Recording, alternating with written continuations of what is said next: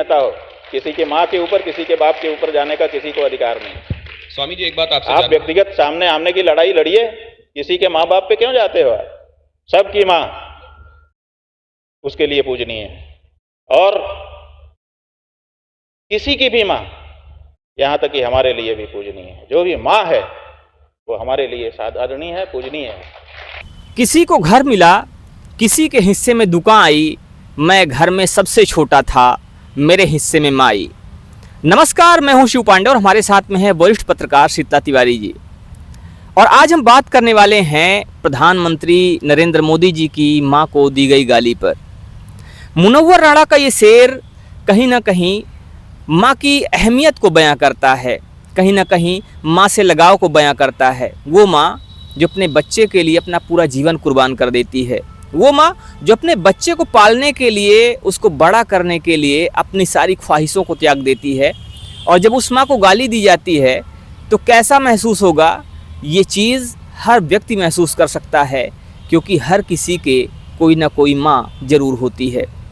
प्रधानमंत्री मोदी की माँ को जब गाली दी गई तो उन्होंने 3 दिन तक तो कुछ नहीं बोला, क्योंकि उस समय वो विदेश यात्रा पर भी गए हुए थे।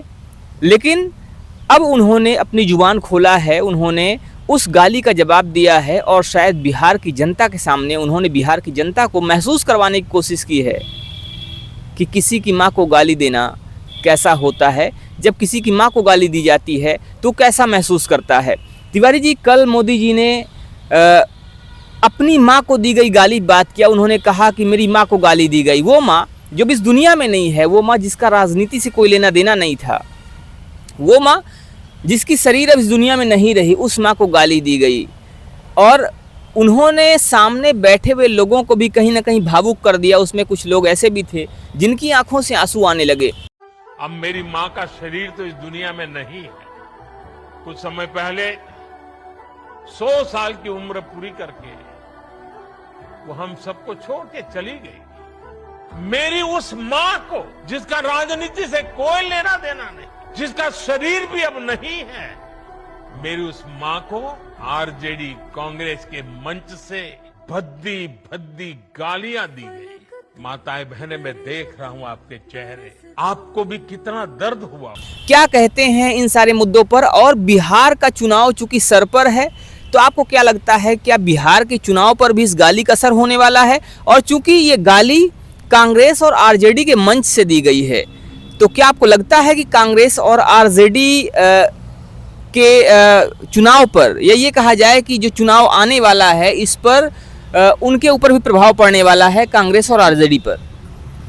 बिल्कुल पांडे, इसका प्रभाव पड़ेगा, और मैं आपको बता दूं ज़बरदस्त प्रभाव पड़ेगा। कारण ये है कि इस समय जो है सियासी पारा जो है काफ़ी गर्म है, और चुनाव को लेकर के जहां सब पार्टियां मैदान में कूदी हुई हैं, वहीं कहीं ना कहीं जो है बीजेपी इसका जो है फ़ायदा उठाएगी। मतलब ये आप मान के चलिए कि कांग्रेस और आरजेडी यानी इन लोगों का जो मंच, साझा मंच था, और मंच पर हालांकि इन लोगों ने पल्ला झाड़ा और जिम्मेदारी लेने की कोशिश नहीं की कि हम जिम्मेदार हैं या हमारा।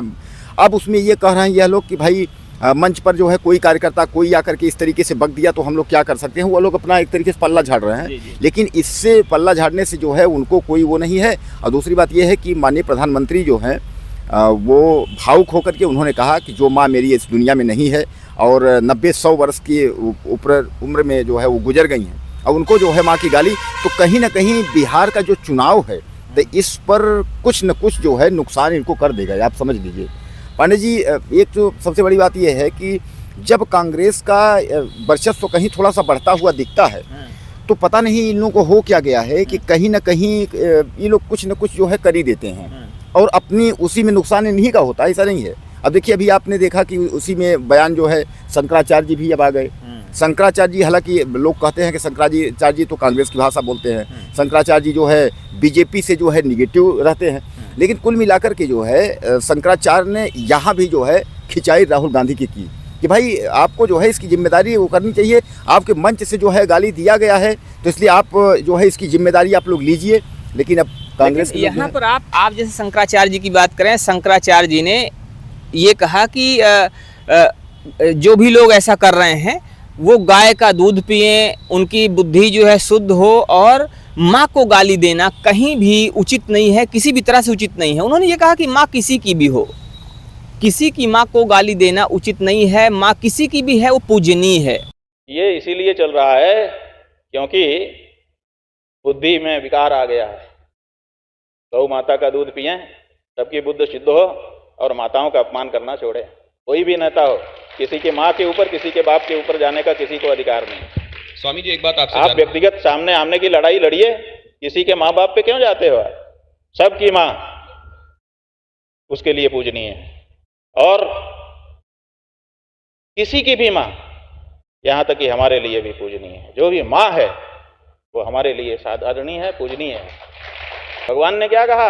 अपि स्वर्णमयी लंका न मे लक्ष्मण रोचते जननी जन्मभूमिश्च स्वर्गादपि गरीयसी। जननी और जन्मभूमि स्वर्ग से भी बढ़कर के होते हैं जी, ये भारत की संस्कृति है। वो सम्माननीय है, वो सम्मान के योग्य है। तो शंकराचार्य जी ने बात कही, लेकिन वहीं पर कुछ लोग ऐसे भी हैं जिनकी बातों को सुनकर ऐसा लग रहा है जैसे उनको इस बात को लेकर बड़ा खुशी हो रही है, बड़ा मज़ा आ रहा है। अभी बात करें एक अपने आप को लोक गायिका जो कहती हैं, बिहार की नेहा सिंह राठौर।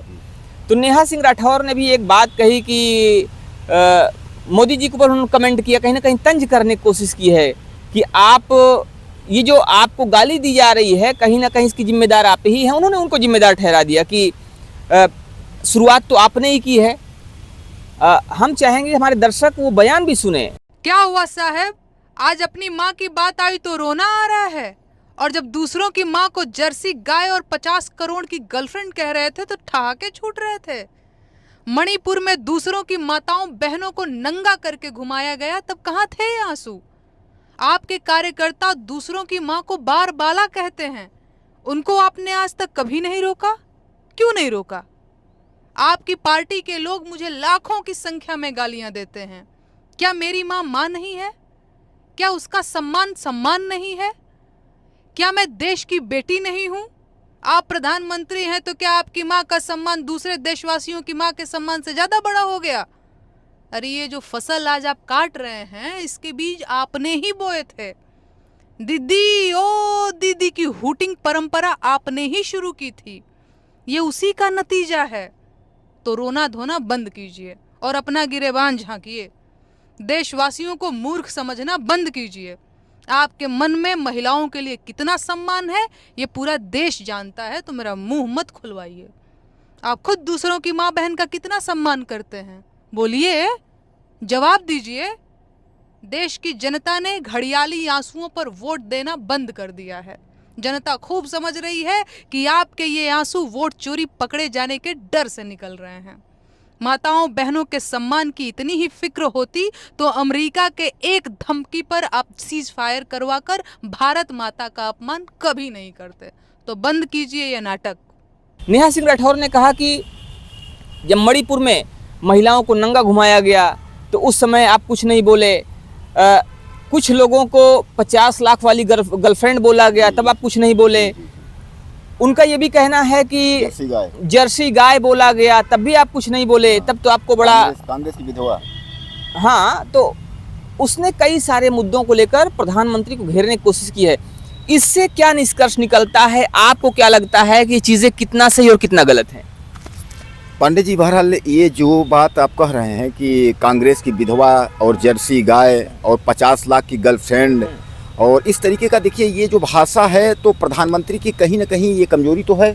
इसलिए कि अब जो है जो विपक्ष है उसको जो है मुद्दा मिला है, तो ये जो भाषा है ये तो प्रधानमंत्री ने कही है मंच से, लेकिन जो ये माँ की गाली दी गई है तो यह तो उनके मंच से दी गई है, न कि यह राहुल गांधी या अखिलेश यादव या तेजस्वी इन लोगों ने अपने मुंह से नहीं कहा है।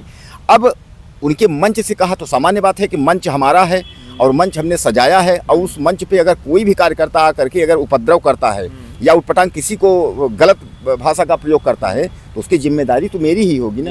तो नुकसान पांडे जी कुल मिलाकर के इनको इस बिहार चुनाव में नुकसान इनको होगा। लेकिन वैसे भी मैं आपको बता दूं कि इस बिहार चुनाव में जो है जन स्वराज प्रशांत किशोर जो पार्टी है तो वो जो है धूम मचा रही है, काफ़ी धूम मचा रही है। अब उसमें जो है सीधे तौर पे कांग्रेस को ज़्यादा फायदा तो दिख नहीं रहा है। अब गठबंधन मिला करके क्या राय है आपकी इसमें? देखिए, गाली का कहीं ना कुछ प्रभाव तो पड़ेगा, क्योंकि मोदी जी ने पूरे बिहार वासियों को अपने साथ कनेक्ट करने की कोशिश की है। और जैसे कि आप कह रहे थे कि राहुल गांधी ने नहीं कहा, अखिलेश यादव ने नहीं कहा, तेज प्रताप यादव ने नहीं कहा, तेजस्वी यादव ने नहीं कहा, ठीक है। लेकिन यहाँ पर एक चीज़ और है, मोदी जी ने जो भाषा बोली, जो बात कही, तो वो एक अलग चीज़ है। लेकिन किसी को डायरेक्टली गाली देना, चुनावी भाषा अलग हो गया। चुनावी भाषा और किसी को डायरेक्ट गाली देना, चूँकि वो गाली जिसको समाज बहुत बुरा मानता है, तो इस तरह की भाषा का बोलना कहीं ना कहीं जनता पर प्रभाव तो डालने वाला है। और चूंकि जनता से कनेक्ट करने की मोदी जी ने कल कोशिश भी किया था, उन्होंने बिहार की जनता को संबोधित भी किया था इस चीज़ को लेकर, तो हमें लगता है कि इसका प्रभाव चुनाव पर भी देखने को मिलेगा। और साथ ही साथ जितना ये यात्राएं करके अपने आप को बेहतर करने की कोशिश कर रहे थे, तो उन पर भी इसका प्रभाव पड़ने वाला है। जितनी छवि बनाने की कोशिश हुई थी, वो छवि कहीं ना कहीं धूमिल होती हुई दिख रही है, ऐसा हमें लग रहा है। बाकी आपके हिसाब से क्या है, क्या सही है, क्या गलत है, वो आप बताइए। पंडित जी, अब जो है ये आरोप प्रत्यारोप का दौर जो है, अब 1.5 से 2 महीने चुनाव हैं, ये चलता रहेगा। और अभी तो हम सोच रहे हैं कि चुनाव आते आते पता नहीं क्या क्या हम लोग को देखना पड़ेगा।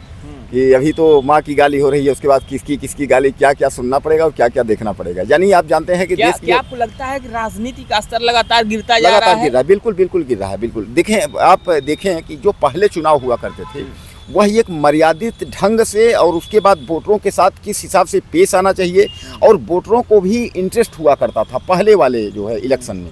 लेकिन आज का जो दौर है, उसमें तो जिसको जो ही मन में आ रहा है वो बक रहा है।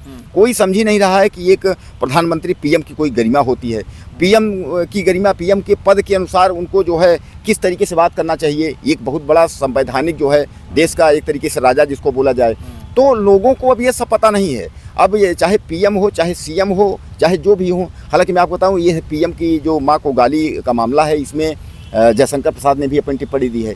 योगी आदित्यनाथ, जिनको जो है हमारे दर्शक लोग पीएम के रूप में देखना चाहते हैं, पीएम की बात छोड़िए, टिप्पणी की बात छोड़िए, प्रधानमंत्री मोदी को गाली देने के बाद एक वीडियो फिर से वायरल हुआ, और उस वीडियो में उत्तर प्रदेश के मुख्यमंत्री योगी आदित्यनाथ को और नरेंद्र मोदी जो कि प्रधानमंत्री हैं, उन दोनों को एक साथ गाली दी गई। और जिस व्यक्ति ने गाली दिया, वो व्यक्ति एक रैली में दिख रहा था, वो समाजवादी पार्टी की टोपी लगाए हुए था। तो अब वो झंडा भी समाजवादी पार्टी के लिए था। इस पर क्या कहेंगे आप? अब पांडे जी, मैंने आपको अभी क्या बताया कि इस समय जो है अब गाली का दौर ही आप समझ लीजिए चल रहा है कुल मिलाकर के। चुनाव बिहार के जस्ट बाद, जैसे बिहार का चुनाव खत्म होगा, मुश्किल से जो है एक हम ये मान के चलें 1.5 साल तो ना माने, 1.5 साल से कम ही है उत्तर प्रदेश का चुनाव। अगर जैसे बात करते हैं बिहार के चुनाव खत्म होने की, बिहार के चुनाव खत्म होने के लगभग साल भर में उत्तर प्रदेश का चुनाव आने वाला है। अब उत्तर प्रदेश के चुनाव के लिए अखिलेश यादव पहले से ही आगाह कर रहे हैं कि सतर्क रहिए, और ये है वो है। मतलब अखिलेश यादव अपना जो है इस चुनाव को लेकर के तमाम जिस प्रकार से मतलब वो कर रहे हैं। हालांकि अखिलेश यादव की अगर हम बात करें, तो अखिलेश यादव के दिमाग में इस बार ये है कि जनता बताएगी। यानी उत्तर प्रदेश की जो कुर्सी है, इस बार अखिलेश यादव सोच रहे हैं कि इस बार कुर्सी हमको जो है मिल जाएगी।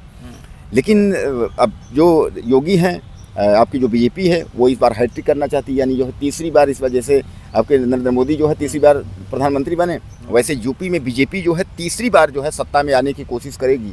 और कोशिश जो है पूर्ण रूप से करेगी। कारण ये है कि आप समझ लीजिए पांडे जी कि उत्तर प्रदेश का चुनाव जो है इस बार बीजेपी के लिए उतना आसान नहीं है। जैसे मैं आपको बता दूं कि प्रधानमंत्री का पीएम का जो चुनाव था, और प्रधानमंत्री की खुद की सीट की अगर हम बात करें वाराणसी को लेकर के जो है, तो तीसरी बार जितना मुश्किल उनको पड़ा है, उतना ही मुश्किल इस बार जो है योगी आदित्यनाथ को उत्तर प्रदेश में आने के लिए होगा। आपको क्या लगता है? देखिए, अब ये 2027 की बातें हैं। 2027 की जो रिजल्ट आने वाला है, 2027 में क्या होने वाला है, वो तो जनता तय करेगी। जैसा कि अखिलेश यादव कह रहे हैं कि जनता बताएगी। तब देखने वाली बात है कि अभी उसके लिए 1.5 साल का लगभग समय है, और उसको जनता पर ही छोड़ना चाहिए। लेकिन वर्तमान समय में जो चल रहा है, उसको देखते हुए बिहार चुनाव काफ़ी एक बड़ा रूप लेता हुआ दिख रहा है। और अब ये जो चुनाव है वो काफ़ी इंटरेस्टिंग भी होता जा रहा है। लेकिन जो ये गाली कांड हुआ, गाली कांड अपने आप में शर्मनाक बात है। और माँ किसी की भी हो, किसी की माँ की इज्जत होनी चाहिए, उसका सम्मान होना चाहिए और किसी की माँ को भी गाली नहीं दी जानी चाहिए। चाहे वो कांग्रेस का कोई व्यक्ति हो, चाहे वो भाजपा का कोई व्यक्ति हो, हमें पार्टी से कोई लेना देना नहीं है, ना हम किसी पार्टी के व्यक्ति हैं। लेकिन यहाँ जहाँ बात माँ की है तो माँ का सम्मान होना चाहिए। फिलहाल आपको क्या लगता है, आप हमें ज़रूर बताइएगा। मिलते हैं फिर से, तब तक के लिए जय हिंद।